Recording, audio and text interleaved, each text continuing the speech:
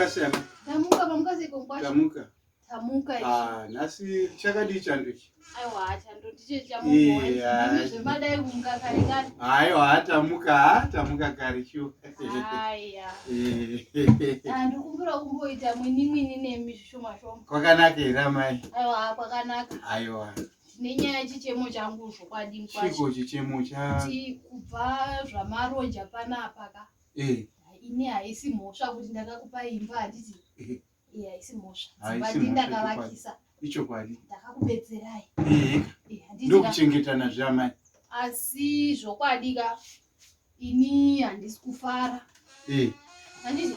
Handisi kufara zvokwadi. Aisha. Mvura iri kunetsa. Mvura iri kubuda kuma4. Mvura ino zvokwadi. Kwara kusina mvura. Zvokwadi.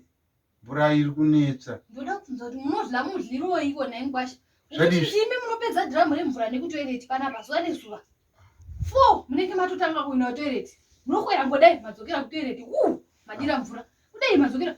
Munenge muchidle imba menyu. Munhu wemunhu rume unoenda kutoilet unoenda kutoilet 11 times pazuva. Toonekwa todzingana nenyaya yetoilet kuti vanonyaenda toilet. Sorry amai. Ndinomuka kuma4 ndichifila dhiramu remvura kuti vanhu vakwere vachishandisa panapa nditi. Asi kuti nditi modlei kuti nditi modla beans, modla mutakura, modla manyuchu.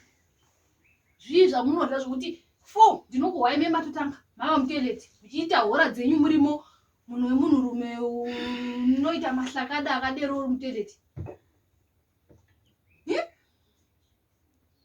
Mohakudii? Todzingana nenyaya yetoilet shuwa. Vakadzingigwa toilet. Ndoti kandachera mvura kangwasha. Ndeida kuti tikwere tichishandisa handiti. Asi kuti imi kana mukangoti 7 rera tova mukota dhiramu. Kudai madzokera kutoilet mandodira. Toonekwa tokutengerai mabhanana murume mukuru nengwasha. Ndowa masupa atinongomwawa. Aiwa, chidero handiti. Amwe kudai beans here mazuva ano vanhu vakarima mai. Aiwa, zvinotoonekwa totengera murume mukuru pepabhegi remabhanana zuva nezuva kuti mvura igare. Zvahwikwa mai. Ndozvandanangoti ndiye kuzotaura nemi nokuti ini handichafarivo semunhu unomuka achichera mvura handiti.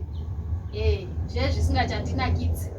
Kuti ini vana vangu ndo vandozokwira vashava mvura yekupinda mutoilet. Matoipedza imi. Kudai madzokera madai. Ira mapinda mutoilet. Imoita kuti kwai yatova mhosva. Tokucherera bhuleya yemunhu wani here mutauni muno. Ndazviwa mai. All right.